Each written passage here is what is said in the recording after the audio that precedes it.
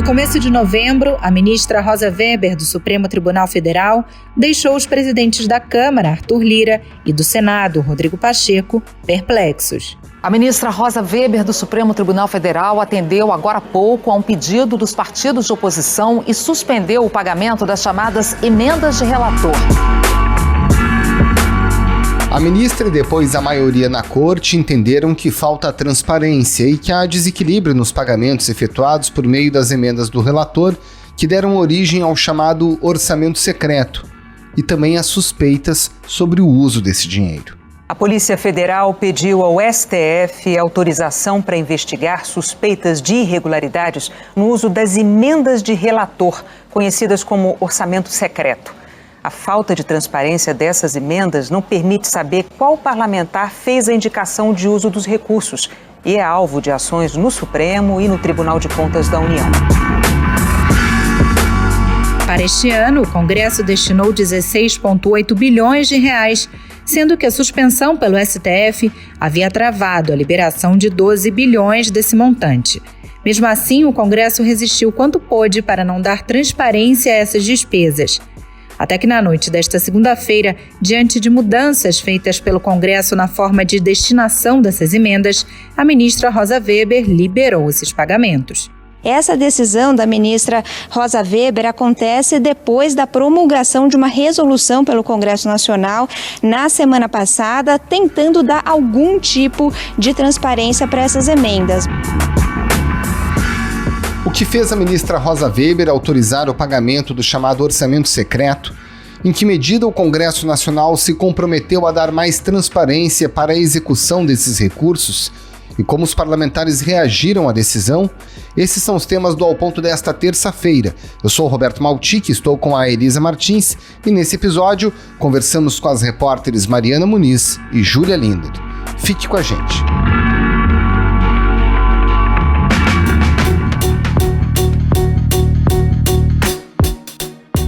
Mariana Muniz, você de novo aqui no Ao Ponto, né? Menos de uma semana depois, mas é que surgiu notícia e a gente explora e analisa a notícia. Explica pra gente o que levou a ministra do STF, a ministra Rosa Weber, a liberar as emendas do relator que se transformaram no chamado orçamento secreto, justamente pela falta de transparência. Voltou a transparência? Rosa Weber considerou que o Congresso atendeu parcialmente ali a demanda, né, ao pedido que o Supremo fez para que houvesse transparência, para que fosse dado transparência. Após um primeiro movimento do Congresso dizendo que não conseguiria cumprir a transparência para trás, né, retroativamente sobre as emendas, o Congresso, na última sexta-feira, fez um movimento, né, dizendo ao Supremo, olha, nós determinamos que essas emendas sejam também dadas transparência, a gente vai precisar de mais tempo para que isso aconteça, né? O presidente do Senado, Rodrigo Pacheco, dizendo que havia, né, formalizado essa demanda junto ao relator do orçamento, o senador Márcio Bittar, justamente solicitando que fosse dada transparência também para trás. Então, primeiro teve um movimento do Congresso dizendo que para trás, o cumprimento dessas medidas de transparência era inexequível. Eu gosto de frisar essa palavra porque essa palavra apareceu várias vezes na primeira proposta encaminhada ao Supremo sobre esse assunto. E depois, quando o Supremo ali não se mostrou muito contente, né, com essa primeira proposta, houve o ato do Congresso na última segunda-feira, né, formalizando a transparência para essas emendas de relator, mas apenas daqui para frente. O Congresso, na última sexta-feira, faz esse movimento junto ao Supremo, e aí hoje temos a decisão de Rosa. Eu queria enfatizar uma frase da ministra, que ela disse o seguinte, que neste momento ainda é prematuro aferir a idoneidade das medidas adotadas para satisfazer a esse comando dado pelo Supremo, né? Na avaliação de especialistas, o texto aprovado pelo Congresso não resolve o problema da falta de transparência para a distribuição do dinheiro e mantém a possibilidade de uso desses recursos pelo governo para obter apoio a propostas. Mas ela observa, Maltic e Elisa, ela observa que você travar essas emendas nesse momento prejudicaria muita coisa que já estava em andamento, né? Sobretudo na área da educação e da saúde. Então, ela realmente levou em consideração os apelos do Congresso, viu que o Congresso se movimentou, que teve esse aceno na última sexta-feira, dizendo que eles vão buscar sim da transparência para as medidas passadas, e também a ministra considerou que o ato do Congresso para as emendas daqui para frente, que esse ato ele foi bom, que ele sana alguns problemas que estavam acontecendo, né? E que ele dá mais transparência para essas emendas de relator que compõem aí o malfadado orçamento secreto. Mas, Mariana, quer dizer, pela fala dela, não parece ainda que está assunto totalmente resolvido, né? Quer dizer, não encerra ainda todos os questionamentos da própria corte em relação a esse tema, principalmente em relação à transparência. Isso mesmo, Elisa, não encerra não. Pelo despacho dela, ela fala, olha, a gente está dando aqui essa decisão porque pode ser uma coisa que prejudique todo mundo, e o último objetivo da minha decisão, e que foi referendada, né, pelo plenário do Supremo por 8 votos a 2, ela diz assim, o último objetivo da minha decisão era prejudicar qualquer coisa. A minha intenção aqui era cobrar transparência de algo que vinha sendo feito de uma maneira completamente às escuras. Na decisão, a ministra disse, causa perplexidade a descoberta de que parcela significativa do orçamento da União Federal esteja sendo ofertada a grupo de parlamentares mediante distribuição arbitrária entabulada entre coalizões políticas, para que tais congressistas utilizem recursos públicos conforme seus interesses pessoais. Então, assim, essa decisão que aconteceu nessa segunda-feira, é importante a gente ressaltar, ela foi uma liminar dada em cima de uma petição feita pelo Congresso. Essa decisão, ela não é nada relativo ao mérito daquela decisão, né, de semanas atrás, do dia 9 de novembro, né, quando ela suspende a execução do orçamento secreto e cobra essas medidas todas de transparência. Então, ela não encerra toda a discussão. A própria ministra diz isso ao longo do seu despacho dessa segunda-feira, né, de ontem. Ela justamente fala que a discussão não está encerrada, que ainda restam explicações a serem dadas pelo Planalto, né, que ela diz que ainda não foram dadas, muito embora o prazo não tenha se encerrado ainda, né, e ela diz que as medidas todas não foram sanadas, mas que o objetivo do Supremo não é prejudicar ninguém. Então, ela faz ali um grande aceno também ao Congresso, né, dizendo que, olha, a gente viu que vocês fizeram algo, portanto, nós estamos aqui liberando algo que estava suspenso, né, e cuja execução já estava programada no orçamento, né, então, enfim, é uma decisão que ela não encerra nada, mas ela também, enfim, acho que ela destrava coisas que estavam pendentes ali no Congresso. Agora, Mariana, você mencionou na sua resposta a palavra Planalto, exigências ao Palácio do Planalto. Quais são as responsabilidades que a ministra entende que cabem ao Poder Executivo nessa história? Vamos lá. O que acontece, Maltic? Quando a ministra deu a decisão no dia 9 de novembro, a primeira decisão, a liminar, ainda sem referendo do plenário do Supremo, etc., ela também cobra explicações sobre essas emendas de relator, não só para o Congresso. Ela também pede explicações ao Palácio do Planalto, né, à administração federal, ao executivo. E ela diz nessa decisão desta segunda-feira que essas explicações do Planalto ainda não chegaram. Portanto, ela está dizendo ali, olha, pessoal, o prazo ainda não acabou, mas eu estou esperando aqui alguma sinalização de vocês. Mariana, conta pra gente como fica a partir de agora a regra para o pagamento dessas emendas de relator. Como é que se vai dar transparência para isso, de acordo com o que está estabelecido? Maltic, pelo que a gente está falando daquele ato que foi, né, enfim, votado e que foi aprovado pelas duas casas, né? Isso a gente está falando do último dia 29 de novembro. E por essa proposta que foi aprovada pelos congressistas, o valor das emendas de relator não pode ultrapassar a soma de emendas de bancada e nem de emendas individuais no momento da formulação do parecer da Comissão de Orçamento. Então, assim, além disso, o texto também impõe que haja divulgação dos políticos e das entidades favorecidas pelas emendas de relator. E isso, enfim, cessaria o que a gente convencionou chamar de orçamento secreto, porque justamente agora, a partir de então, né, o Congresso ele propugna que esses atos todos sejam divulgados, nome e sobrenome, né, políticos e entidades favorecidas pelas emendas de relator. Então, basicamente, o que foi aprovado pelo Congresso e que foi agora chancelado pela ministra, a ministra dizendo que essa medida atende ao que foi pedido e ao que estabelece a Constituição. Eu acho que é importante frisar isso também, né? A Constituição fala que todos esses atos feitos com dinheiro público, eles precisam ter notoriedade, né? Eles precisam ter transparência. Essa é uma questão constitucional. E aí, então, o Congresso se adequa a algo que está previsto na Constituição. E aí, enfim, agora com essa chancela da ministra Rosa, é importante dizer que, além da chancela dela, ela pede que os outros ministros também decidam em cima do que ela decidiu, né? Confirmem a decisão dela da mesma forma como ela fez da vez passada. A ministra deu a decisão liminar suspendendo o orçamento secreto, né? Suspendendo as emendas de relator, mas manda isso imediatamente para o plenário. Ela fez a mesma coisa agora. A gente ainda não tem data para que isso seja analisado, mas tem uma expectativa de que o ministro Luiz Fux, presidente do STF, libere esse assunto ainda essa semana. As regras aprovadas ontem pelo Congresso estabelecem também que as indicações e as solicitações serão publicadas no site da Comissão Mista de Orçamento e encaminhadas ao Poder Executivo. E que esses pedidos podem ser recebidos de parlamentares, de agentes públicos ou da sociedade civil. Mas técnicos legislativos dizem que isso é uma brecha para que os nomes dos parlamentares continuem ocultos. Um parlamentar poderia negociar emendas e pedir para que um agente público, governador ou prefeito, faça o pedido ao Congresso e o nome dele não seria indicado.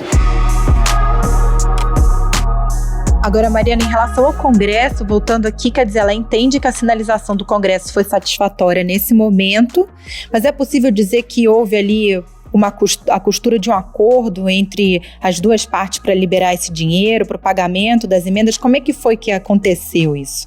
Elisa, eu acho complicado falarmos em termos de uma costura de acordo, né, em se tratando de dois poderes, né, quando o judiciário tem realmente essa função de fiscalizar os demais poderes. E em se tratando da ministra Rosa Weber, que tem um perfil muito, muito técnico, muito discreto, né, muito... enfim, uma ministra que ela realmente passa longe da política.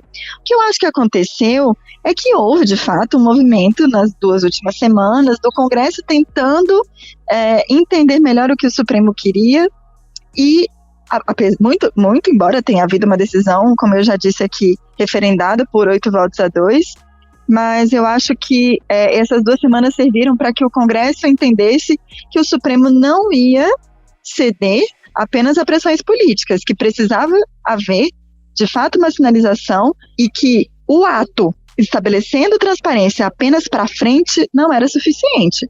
E ela disse isso no despacho, né, de ontem. Ela deixa muito claro que, apesar dela considerar que para frente essas medidas sejam satisfatórias, que para trás, né, para o ano anterior, também seria necessário que o Congresso demonstrasse algum empenho, né, alguma vontade de mostrar para onde esse dinheiro estava sendo alocado, para onde ele estava indo, né, a pedido de quem. Talvez no início o Congresso pensasse que, não, eu vou dizer que para trás eu não consigo cumprir, e é isso. E a ministra mostrou que não, né, que precisava que houvesse sim, né, havia essa expectativa por uma decisão dela. Não se sabia ainda se seria uma decisão do mérito, né, ou uma decisão nessa petição que o Congresso fez, né, no último dia 26 de novembro.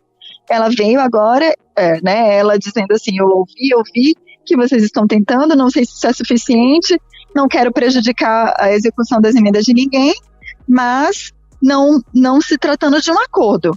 Acho que, sobretudo, se tratando de uma questão de cumprimento de ordem judicial. Mariana, e o que se espera dessa decisão da ministra Rosa Weber no plenário? Elisa, eu creio que justamente acontecendo essa liberação por parte do presidente Luiz Fux, para que esse julgamento seja analisado, né, pelos demais ministros, para que essa liminar seja referendada pelos demais ministros, a gente tem a expectativa de que ela seja, sim, confirmada, né, de que essa decisão da ministra Rosa contemple os demais ministros, né, os outros entendimentos na corte. Já havia nos bastidores, né, pelo que a gente vinha apurando, uma compreensão de que o Congresso vinha dando, uma compreensão por parte de ala do STF, de que o Congresso vinha dando uma boa sinalização a respeito da transparência, né, se mostrando ali muito engajado justamente em atender a essa decisão do STF. Então, Acho que nos próximos passos a gente pode esperar a liberação desse julgamento para pauta, a análise dessa liminar pelos demais ministros e uma eventual, eu correndo o risco aqui de uma bola de cristal, mas acreditando que pelos bastidores que essa liminar seja confirmada, e também, mais para o futuro, a análise do mérito desse caso, ou seja, do tema mesmo, né, do cerne da questão. E essa análise do cerne da questão, a gente ainda, essa mesmo que a gente não tem nem a menor ideia de quando que ela possa acontecer. Mas é porque são dois passos diferentes, né? A gente tem liminar e a gente tem mérito do assunto. E o mérito, ele ainda não foi tratado. Mariana Muniz, obrigada pela sua participação no Ao Ponto. Bom trabalho para você. Valeu, Mari. Muito obrigado. Muito obrigada, gente. Um abraço.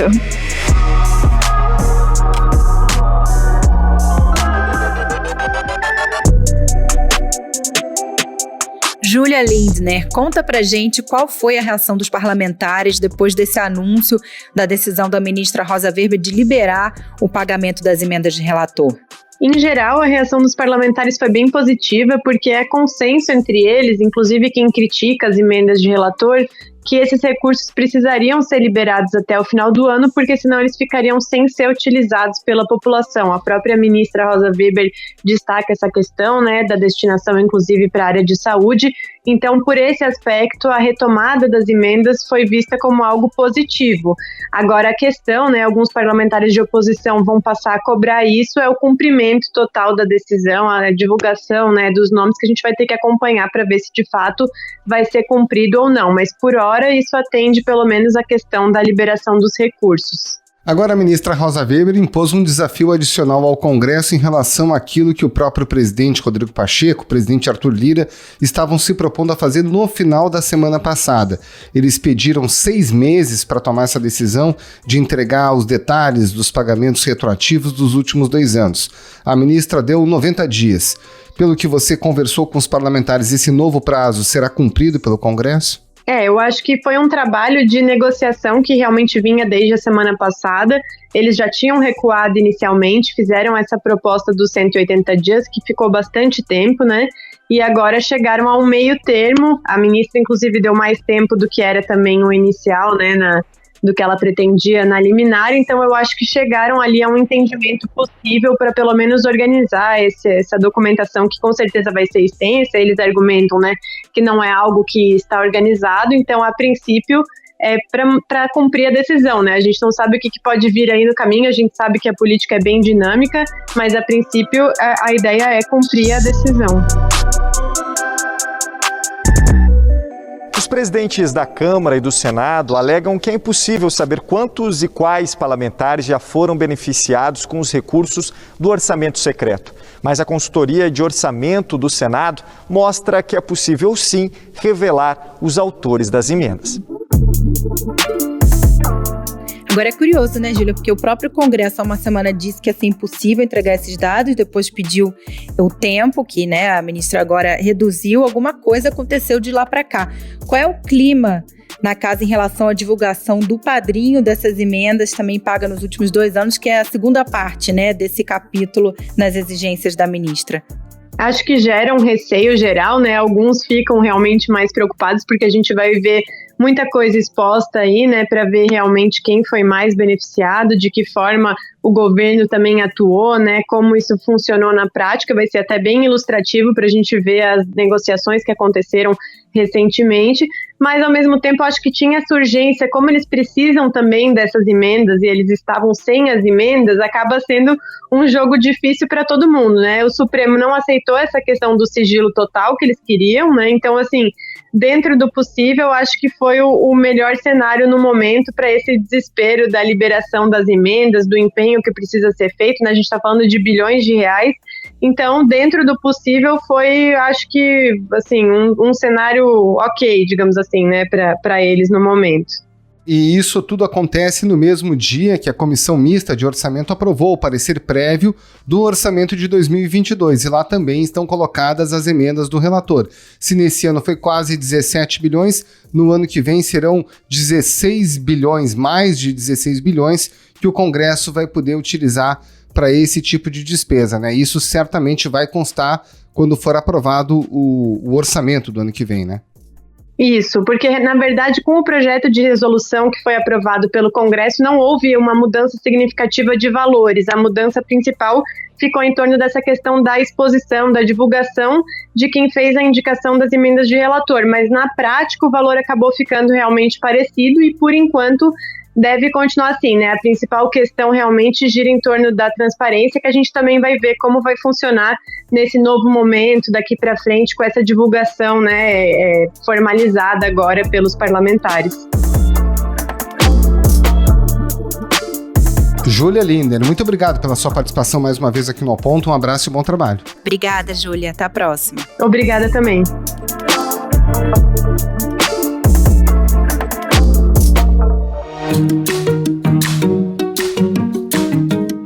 Esse foi o Ao Ponto de hoje, o podcast diário da redação do Globo. Nessa conversa, a gente conta com a participação de toda a equipe do jornal, as mesmas pessoas que levam até você informação e análise de qualidade todos os dias. Quer saber mais? Assine o Globo. Acesse assineoglobo.com.br e confira todas as notícias e reportagens especiais. A produção foi do Alex Braga e a edição é do João Guilherme Lacerda. Tchau. Até mais.